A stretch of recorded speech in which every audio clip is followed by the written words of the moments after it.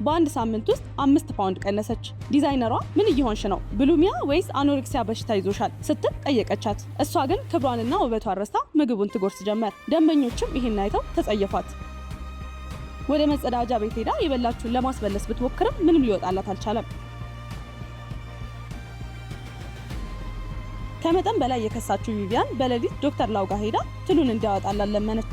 ትሉ በጣም ትልቅ ሆኗል። ዶክተሩ አንድ ፈሳሽ መድኃኒት ሰጣትና ከጠጣችሁ በኋላ ትሉ በመቀመጫዋ በኩል ሲወጣ በኃይል ጎትታ ማውጣት እንዳለባት ነገራት። ቪቪያን ቤት ገብታ መድኃኒቱን ጠጣች። በባኞ ቤት ውስጥ ሆና በከፍተኛ ቁርጠት ትሉ መውጣት ጀመረ። ዶክተሩ ግን ይህ ትል ጨካኝና ጥርስ ያለው መሆኑን አልነገራትም ነበር።